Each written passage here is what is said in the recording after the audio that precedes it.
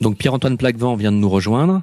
Donc bonsoir Pierre-Antoine. Bonsoir à vous. Alors nous le recevons pour son excellent ouvrage publié au Retour aux sources. Donc Soros et la société ouverte, métapolitique du globalisme. Alors parlez-nous de Soros. Donc George Soros, si vous voulez, dans mon livre, je commence par une biographie de George Soros. Donc j'explique un petit peu son d'où il vient. J'ai essayé de remonter un petit peu au-delà de sa biographie familiale, qui montre qu'il est issu d'une famille de la bourgeoisie de l'Empire austro-hongrois. Donc j'expose un petit peu comment cette bourgeoisie juive de l'Empire austro-hongrois s'est progressivement intégrée et mélangée avec les secteurs dirigeants de la société austro-hongroise, mais comment aussi elle n'arrivait pas à accéder au lieu plein du pouvoir de l'époque, à savoir l'armée ou les domaines purement politiques, ce qui a favorisé, on va dire, une position et un regard de critique radicale des gens issus de cette bourgeoisie juive envers le système social dans lequel ils évoluaient. Donc c'est le cas de Karl Popper aussi, l'inspirateur de George Soros. Donc je pars de cette histoire familiale et ensuite je montre, on va dire, le trajet de George Soros au travers notamment de sa formation au sein de la London School of Economics, l'université, la pouponnière bien connue des élites anglo-saxonnes financières et politiques, et qui a été fondée à la fin du 19e siècle par des membres de la société fabienne, de la Fabian Society. Donc je fais aussi un détour par la Fabian Society en expliquant la vision du monde de la Fabian Society et dans quelle mesure elle inspire aussi la vision du monde de George Soros. Voilà, je relis ensuite son trajet avec les réseaux bancaires Rothschild. Voilà, ça c'est intéressant. Cette connexion Rothschild au début de ses affaires. Voilà, au début de ses affaires, parce que George Soros, c'est quelqu'un qui aime à se présenter comme une sorte de golden boy, un homme qui se serait un peu fait tout seul, mais en fait, c'est quelqu'un qui, sans ces appuis-là et sans avoir évolué dès le départ au sein de ces milieux influents, il n'aurait pas pu atteindre ce niveau-là de puissance financière, et surtout n'aurait pas pu mettre en route les outils tels que les hedge funds qui ont fondé sa fortune et qui lui ont permis de mener les coups financiers, les actes de piraterie financière qu'il mènera au long des années 80, surtout au début des années 90. Et ensuite, voilà, on va dire, mais mon livre est surtout un livre politique. Je me suis intéressé, après cette biographie, on va dire, à l'action politique et métapolitique et à l'idéologie qui est derrière son concept de société ouverte. Alors voilà, c'est ça qui est intéressant, c'est ce concept de société ouverte et de société fermée qui a été, on va dire, vulgarisé par Popper, mais qui avait déjà été piqué à Bergson. Lui n'a fait que lui, il l'instrumentalise. Ouais, parce que Bergson, lui, parlait de société close, société ouverte. Voilà, donc Popper l'a repris dans un contexte plus libéral. Oui, c'est ça. Popper a déjà, on va dire, radicalisé ce point de vue. Surtout, Popper a écrit ça comme une sorte de défense du système libéral au moment où il était attaqué sur ses deux flancs par le communisme et par la montée des nationalismes.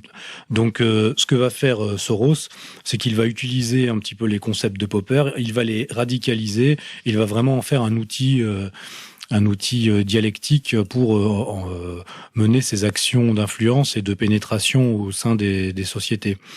Donc le livre est construit un peu comme ça. Après la partie biographique, vraiment la partie philosophie politique, l'influence de Karl Popper, la manière dont Soros reprend Popper et l'explique lui-même dans les ouvrages qu'il a écrits. Parce que c'est ça qui est intéressant, il y a beaucoup d'ouvrages non traduits aussi de Soros, et en fait à un moment important de son action ou de sa vie, George Soros on va dire, commet un écrit où il expose un petit peu sa vision du moment. Bon, c'est souvent, il recycle un petit peu toujours les mêmes concepts, mais c'est intéressant de voir.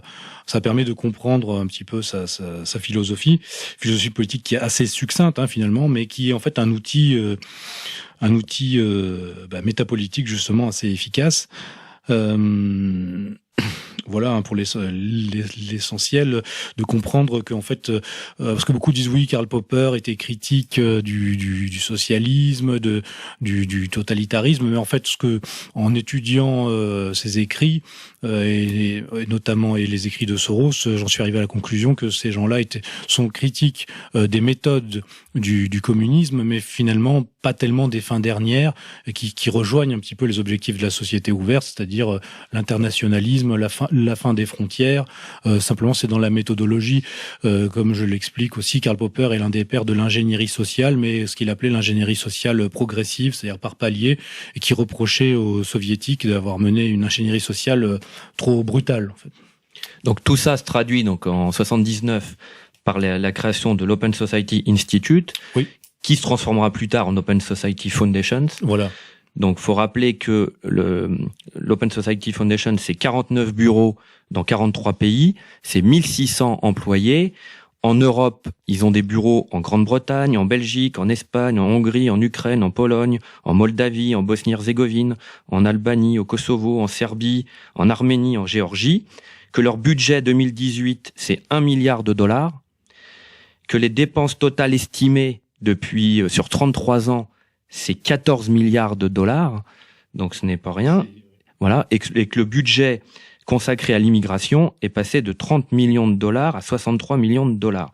Donc voilà, ça c'est une vraie machine de guerre. C'est une machine de guerre. En plus, les fondations, là, les fondations pour la société ouverte, là, ne comptent pas, on va dire, le réseau réticulaire d'organisations et d'associations qui sont reliées à chacune de ces fondations. Et en fait, c'est un outil qui leur permet d'évoluer depuis l'influence auprès des instances internationales ou des États jusqu'au niveau au niveau le plus proche de la population. C'est vraiment un niveau de proximité et de localisme, on pourrait dire.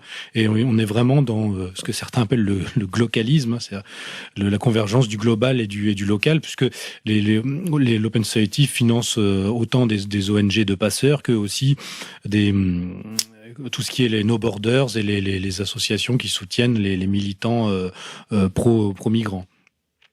Oui, donc il faut surtout revenir donc sur son programme. Voilà. Donc c'est l'immigration de masse, c'est la dépénalisation des drogues, c'est les nouvelles normes sociétales, la théorie du genre.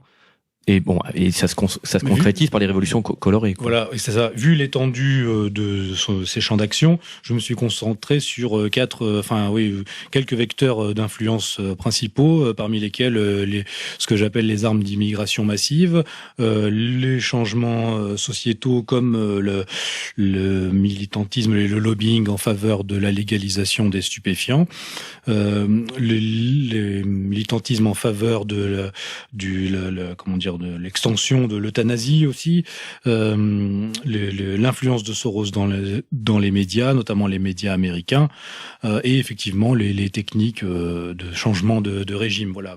Et en étudiant la partie sur l'immigration est la plus longue, parce que c'est on va dire celle qui est peut-être la plus documentée, notamment j'ai étudié beaucoup de sources américaines, italiennes, hongroises.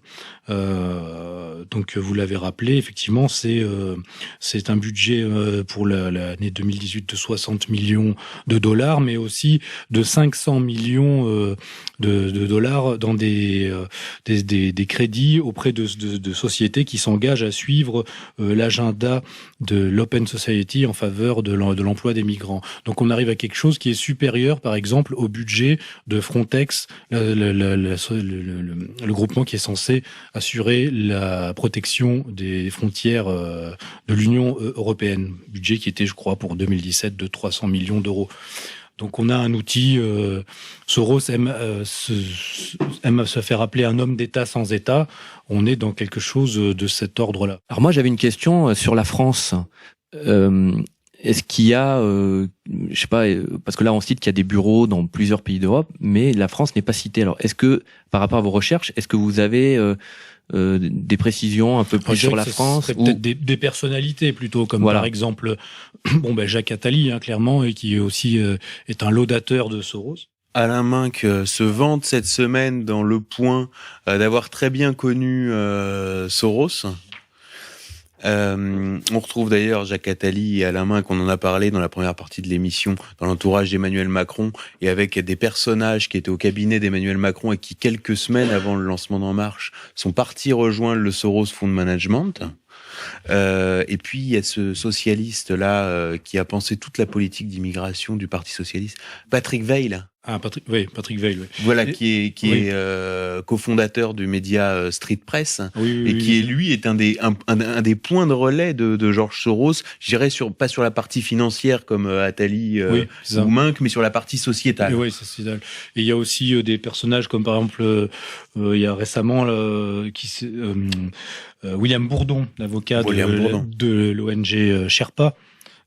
Qui s'est proposé d'ailleurs de défendre un des leaders des Gilets jaunes. Maxime Nicole, et William Bourdon, qui défend systématiquement, en vérité, qu'il le veuille ou non, mais qui agit systématiquement contre les intérêts des entreprises françaises en Afrique pour le compte des Américains, en étant lié, étant l'avocat qui représente les intérêts de Soros. Pierre Péan avait fait une très belle enquête, je me rappelle, dessus. Oui, c'est ça. Et c'est ce que j'expliquais récemment, une conférence auprès d'Égalité et Réconciliation en Ariège, où on me demandait par rapport les risques par rapport aux gilets jaunes. Je leur disais, le risque, c'est ce genre d'infiltration, c'est-à-dire des personnages qui vont essayer d'amener leur appui, mais qui peuvent être liés à ce type de réseau. Voilà. Pour la partie française, après, il faudrait reprendre aussi cette liste d'hommes politiques. Là, c'était au niveau européen que ça avait été fait. Oui, on en avait parlé dans Faits et Documents, dans le numéro de mars 2017. On avait fait un dossier sur on avait titré les fiches de George Soros. C'est ça. Il y avait notamment qui reprenait la liste des parlementaires français européens qui étaient, on va dire, des alliés fiables. Alors, tu peux la citer? Alors, on citait Michel Alliot-Marie, Guillaume Balas, Alain Cadec, Jean-Marie Cavada, Karim Adeli, Sylvie Goulard. Sylvie Goulard, qui a été la première ministre des Armées d'Emmanuel Macron. Sylvie Guillaume, Yannick Jadot, Eva Joly, Alain Lamassoure, Édouard Martin, Elisabeth Morin-Chartier, Younous Omarjee, Christine Revaud-Dallon, Marielle de Sarnez, Marie-Christine Vergia. Voilà, donc ils avaient quand même des relais au sein du Parlement européen. Alors, qu'est-ce qu'on pourrait opposer à Soros? Alors, parce que la conclusion, c'est quoi? Face à l'État-nation, dont il veut la destruction, est-ce qu'il y a une opposition qui apparaît? L'opposition peut se faire à plusieurs échelles, mais on va dire effectivement le rempart, c'est l'État-nation, enfin la cible à abattre pour même ce type de vision presque de la physique sociale, on pourrait dire. Ces gens-là veulent abattre l'État-nation, qui est le rempart à la gouvernance mondiale et au règne en fait, je montre dans le livre comment a été vraiment fabriqué depuis les années 30 et 40 des méthodes de gestion des populations qui sont issues de la cybernétique et de l'ingénierie sociale, et comment ces méthodes sont au cœur du projet de société ouverte et de domination des multitudes contemporaines. Donc ce qui s'oppose à ça, c'est effectivement l'État-nation au sens de synthèse entre les intérêts d'un peuple et la cohérence d'une trame historique. Ça, c'est ce qui avait déjà été pointé du doigt par Karl Popper à l'époque. Donc concrètement, on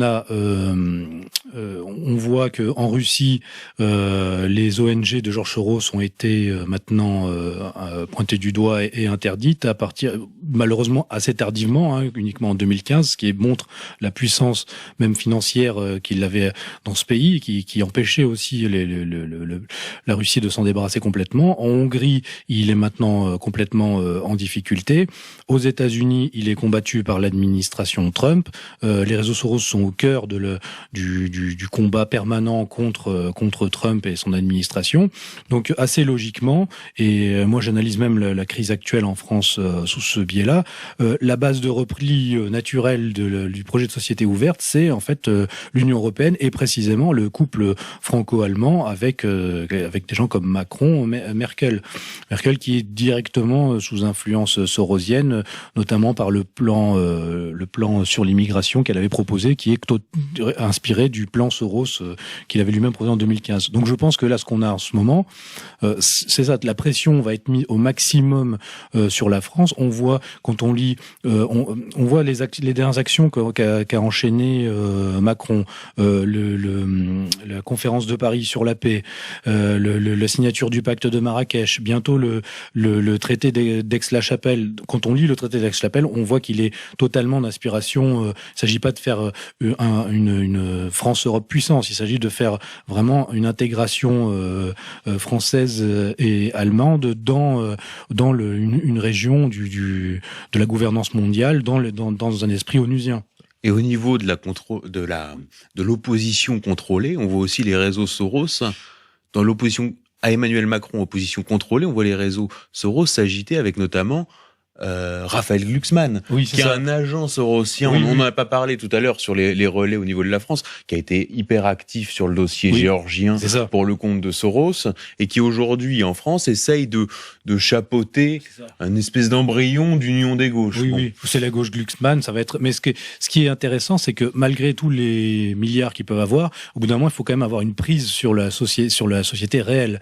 Et là, sur qui vont-ils s'appuyer? Ce qui est intéressant, c'est qu'on a l'impression que la mouvance des Gilets jaunes est à peu près allergique à toute forme de récupération. Alors peut-être que je m'avance un peu. Tout en reprenant des stratégies qui sont précisément les stratégies de l'Open Society. C'est-à-dire le truc du gilet jaune, où tout le monde l'a dans sa voiture. Il suffit de sortir au rond-point, de boire un coup avec les copains, avec le gilet jaune. Et d'un coup, on devient un gilet jaune. Et les gilets jaunes, avec cette couleur, devient une armée hyper visible. Enfin, c'est vraiment un coup dont aurait rêvé Soros, quoi. C'est ça. Mais justement, c'est ce qui a fait penser à certains observateurs russes au départ que directement les gilets jaunes étaient une révolution de couleur. Maintenant, d'autres l'analysent comme je le ferai plus tôt, c'est-à-dire c'est effectivement la population qui sait maintenant utiliser les technologies politiques qui étaient autrefois utilisées par ces réseaux-là ailleurs dans le monde. De toute façon, il suffit de voir les gens, la position des gens qui soutenaient et la révolution en Ukraine et les printemps arabes et toutes ces luttes qui aboutissaient à faire tomber des régimes rétifs aux politiques occidentales. Tous ces gens-là, effectivement, sont maintenant vent debout contre les gilets jaunes, ce qui montre que là, on est face à ce que Georges Soros parle souvent c'est le principe de réflexivité historique. Donc, c'est une sorte de retour de force sous la pression de l'ingénierie sociale mondialiste. La société civile maintenant se rebelle et elle emploie les méthodes, les technologies politiques de la société ouverte contre la société ouverte et elle va progressivement prendre toujours plus conscience du projet qui est derrière le simple Macronie, on va dire. Merci Pierre-Antoine Plaquevent, merci Vincent. Donc on rappelle que votre ouvrage est disponible au retour aux sources et sur Contre-Culture et que Faits et Documents, pareil, est disponible par abonnement sur faitsetdocuments.com. Donc abonnez-vous, l'actualité décryptée tous les 15 jours dans votre boîte aux lettres, le dessous des cartes, les réseaux, les lobbies, les hommes qui comptent, les hommes qui montent. Bonne soirée. Et à bientôt. À bientôt. Merci à vous.